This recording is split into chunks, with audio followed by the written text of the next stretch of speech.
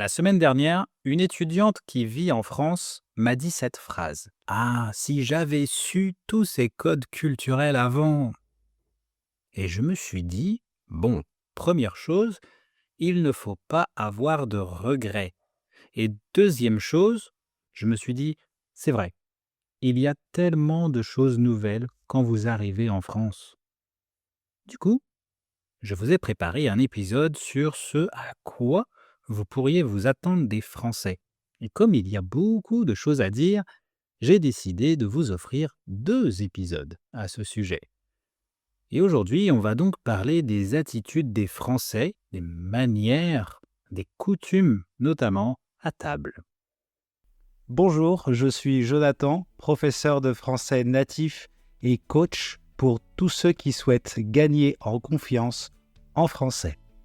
Dans mon podcast, toutes les semaines, vous allez améliorer votre compréhension du français, mais aussi à débloquer votre apprentissage et enfin à mieux comprendre les codes culturels français. Sachez que vous pouvez accéder à la transcription gratuite et aux flashcards sur mon site web www.tavieenfrançais.com.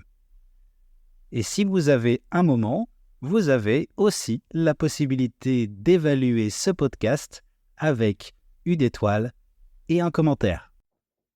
Quand vous arrivez en France, vous essayez d'apprendre le français, mais comprendre la façon dont les Français communiquent est tout aussi important. En France, certaines attitudes dans la conversation peuvent peut-être vous paraître surprenantes. On va donc voir quelques éléments qui peuvent vous aider à mieux comprendre les conversations en France. Tout d'abord, les compliments. Les compliments existent en France, bien sûr, mais sachez une chose, ils sont généralement moins fréquents et moins enthousiastes que dans d'autres cultures. Par exemple, dans certains pays anglophones, comme aux États-Unis surtout, je pense, vous pouvez entendre des expressions très enthousiastes comme That's amazing, oh my god, I love it. En France, les compliments sont souvent plus simples et plus modérés. Donc vous entendrez plutôt C'est pas mal. C'est possible que vous pouvez parfois avoir l'impression que le compliment est moins enthousiaste. Mais en réalité, le compliment est sincère. Et en parlant de sincérité, les Français peuvent parfois être plus directs dans leur façon de parler. Mais dire non trop directement peut quand même sembler un peu brusque. Alors, pour refuser une invitation ou une proposition, vous entendrez souvent des phrases comme pourquoi pas, à voir, ou même avec plaisir, mais malheureusement, je ne pourrai pas. Même peut-être une autre fois. Une chose est sûre, on ne va pas dire oui quand au final c'est non. En France, les promesses non tenues sont très mal vues. Les Français vont généralement préférer de refuser d'une manière plus douce, plus polie, plus diplomatique et plus sincère. Dans les conversations, ça peut arriver que les gens nous interrompent légèrement pour réagir ou donner leur opinion. Mais en France, couper complètement la parole reste généralement mal vu. C'est mieux d'attendre un petit moment pour intervenir dans la conversation. C'est la même chose si les gens parlent très fort en public. Ça peut attirer l'attention. Dans un restaurant, dans le métro ou dans un magasin, vous aurez sûrement remarqué, mais dans les lieux publics, les conversations sont généralement plus calmes. Si vous riez très fort ou si vous parlez trop fort, ça peut parfois sembler un peu exagéré. Bien sûr, ça dépend aussi du contexte. Pendant une fête ou entre amis, l'ambiance peut être beaucoup plus animée. Et là, vous pouvez vous lâcher. Se lâcher, ça veut dire exprimer ses émotions de manière libre.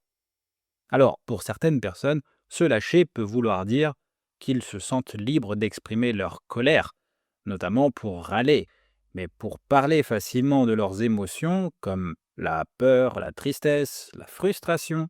Bon, c'est possible bien sûr, mais il existe toujours une certaine retenue. En fait, certaines personnes peuvent paraître un peu plus réservées en public. Et même pour les émotions positives, montrer beaucoup d'émotions, par exemple, crier de joie ou réagir de manière très expressive, peut parfois surprendre les personnes autour de vous. Ça ne veut pas dire que les Français n'ont pas d'émotions, mais il va y avoir une certaine pudeur, surtout avec des personnes qu'ils connaissent peu. Ils ont souvent tendance à les exprimer de manière un peu plus discrète, ou alors dans des contextes plus appropriés comme les mariages, des remises de prix, etc. Du coup, en écoutant tout ça, on peut penser que les Français sont un peu distants. Bon, eh bien c'est intéressant parce qu'il y a une autre chose, et ça concerne la distance physique pendant les conversations. Quand vous parlez avec quelqu'un en France, vous pouvez remarquer que les gens parlent souvent un peu plus près les uns des autres. Mais en même temps, il est moins courant de toucher quelqu'un pour attirer son attention.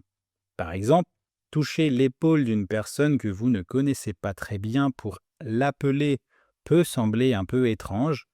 Dans ce cas, on préfère souvent dire simplement «excusez-moi». D'ailleurs, vous pouvez pratiquer le «excusez-moi» très souvent en France. Et oui, vous le savez peut-être, les Français aiment discuter et débattre. Le «excusez-moi» vous sert quand vous devez interrompre quelqu'un ou même quand vous allez commencer à exprimer une opinion très différente de celle de votre interlocuteur. Parfois, vous pouvez entendre des conversations très animées sur la politique, la société ou la culture, mais ce n'est pas forcément une dispute. C'est souvent simplement une manière d'échanger des idées. Si vous n'êtes pas habitué à ce type de conversation, ça peut parfois sembler intense, mais en réalité, c'est souvent un signe d'intérêt et de curiosité. D'ailleurs, si vous avez la possibilité de dîner avec des Français natifs, certains peuvent vous poser la question: comment ça se passe dans votre pays? Et ça fait partie de la vie sociale à la française, organisée autour de moments simples, un dîner, un café, ou très souvent un apéro. Ah oui, l'apéro, c'est le moment social à ne pas louper en France. Inviter quelqu'un pour un apéro est très courant. Pour ceux qui ne le savent pas, l'apéro est un moment informel avant le dîner où l'on boit un verre et où l'on mange quelques petites choses comme des chips, du saucisson et du fromage. C'est aussi un moment pour discuter et se détendre. Vous pouvez être invité chez des amis, des collègues ou même parfois des voisins. L'ambiance est généralement simple et conviviale et l'idée est tout simplement d'apprendre à se connaître et de passer un bon moment. D'ailleurs, si vous êtes invité chez des Français, rappelez-vous, c'est souvent bien vu d'apporter quelque chose. Ça peut être une bouteille de vin, un dessert, des fleurs ou parfois un petit cadeau. Ce geste montre simplement que vous êtes reconnaissant de l'invitation. Même quelque chose de très simple est généralement apprécié. Et de manière générale, ce n'est généralement pas très courant d'arriver chez quelqu'un sans prévenir. Les gens préfèrent savoir à l'avance si vous venez. Cependant, dans certaines zones rurales ou à la campagne, les visites spontanées sont parfois plus acceptées. Mais dans les villes, prévenir est la norme. Donc à la campagne, c'est un peu plus relâché, mais c'est important de savoir une chose si vous êtes invité. Arriver très en avance peut parfois mettre l'hôte, c'est-à-dire la personne qui vous invite, dans une situation un peu inconfortable, car il est peut-être encore en train de préparer le repas ou la maison. Il n'y a pas de drame non plus, il vous dira d'entrer bien entendu, et il s'excusera de vous faire patienter. En fait, c'est toujours mieux d'arriver quelques minutes après l'heure indiquée si possible, comme 10-15 minutes. On appelle ça le quart d'heure de politesse. Arriver très en retard n'est pas idéal non plus, sauf si vous l'informez à temps, bien sûr. Quand vous êtes à table avec d'autres personnes, il est généralement poli d'attendre que tout le monde soit servi avant de commencer à manger. Souvent, la personne qui a préparé le repas ou qui invite peut dire quelque chose comme bon appétit. C'est souvent le signal que tout le monde peut commencer à manger. Et vous verrez, les repas sont souvent plus longs que chez vous. Les gens aiment prendre le temps de manger et de discuter. Les repas occupent une place très importante dans la vie sociale en France. Manger n'est pas seulement une nécessité, c'est aussi un moment pour discuter, partager et prendre son temps. Un dîner entre amis peut facilement durer plusieurs heures. On parle, on rit et on profite du moment. Si vous êtes invité à dîner, il est donc préférable de prévoir suffisamment de temps. Mais c'est vrai qu'il y a beaucoup de choses sur la table en général. Quand on mange en France, les plats peuvent suivre un certain ordre aussi. On commence parfois par une entrée, puis le plat principal. Parfois, il n'y a pas d'entrée parce qu'il y a un apéro avant, et ça fait beaucoup. Ensuite, il peut y avoir du fromage et enfin un dessert. Et puis, un petit café sera proposé. Tous les repas ne suivent pas exactement cet ordre, mais cette structure est assez typique. Bon, mais la chose à savoir, c'est que vous allez en avoir pour votre faim. Dans beaucoup de repas français, chaque personne a sa propre portion dans son assiette. Les autres ne vous proposeront pas de goûter à leur plat en général. Ce n'est pas comme certaines cultures, je pense à des cultures sud-américaines, africaines ou asiatiques. Bien sûr, certains plats peuvent être partagés au centre de la table, mais dans ce cas, vous serez généralement prévenu à l'avance. Par contre, la notion de partage est là avec le vin, le fromage et bien sûr le pain. Le pain est presque toujours présent à table en France. Bon, tout dépend de ce que vous mangez.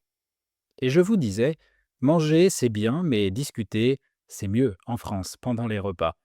Donc même si vous êtes chez des Français que vous connaissez à peine, vous remarquez qu'ils peuvent être assez ouverts à la discussion. En France, on parle de presque tout. Tout dépend de la culture d'où vous venez, mais j'ai déjà entendu des personnes qui trouvaient ça trop envahissant, peut-être parce que dans leur pays, le type de questions posées par les Français n'est pas approprié. Mais en général, la plupart m'ont dit qu'ils aimaient beaucoup cette ouverture d'esprit. Bon, et sinon, après un dîner ou une soirée, comme marque de politesse, c'est aussi courant d'envoyer un petit message, le même soir ou le lendemain, pour remercier la personne qui vous a invité. Un simple message comme «Merci pour la soirée, c'était très sympa», ça suffit largement. Et surtout, ça montrera une très bonne intention. Donc ça, c'est si vous êtes invité chez les Français. Mais alors, au restaurant, comment ça se passe? Eh bien, aller au restaurant en France peut être une expérience un peu différente pour vous, peut-être. Les règles et le rythme, notamment, ne sont pas exactement les mêmes. Dans de nombreux restaurants français, c'est possible que les serveurs viennent moins souvent à table. Après avoir pris votre commande et apporté les plats, ils vous laissent généralement profiter de votre repas.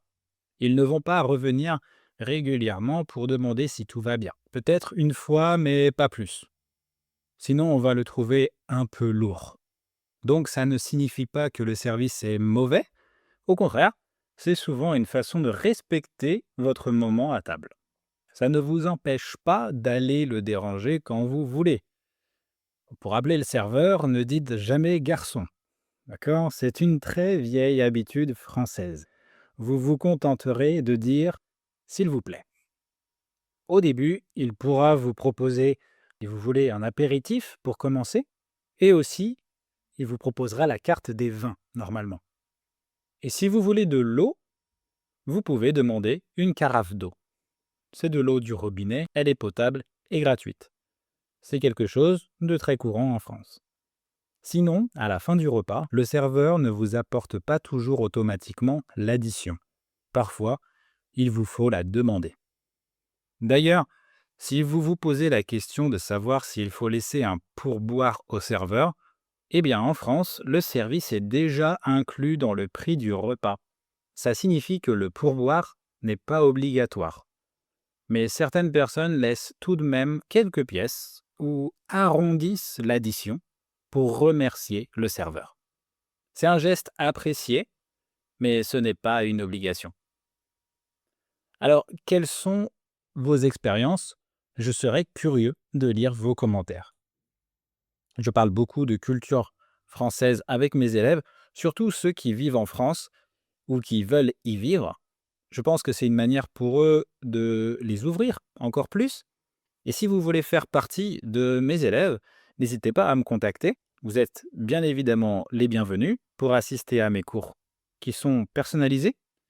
Le but est de vous challenger en français, de structurer votre apprentissage et surtout que vous preniez du plaisir. Je vous rappelle que vous avez le droit à un appel gratuit avec moi pour apprendre à me connaître. Et pour ça, je vous laisse le lien dans la bio. Je vous remercie sincèrement de m'avoir écouté encore une fois jusqu'à la fin. La semaine prochaine, vous aurez la suite de cet épisode. Et comme d'habitude, pour terminer, n'oubliez pas, il n'y a pas de regrets dans la vie, juste de l'apprentissage. À la semaine prochaine les amis. Ciao.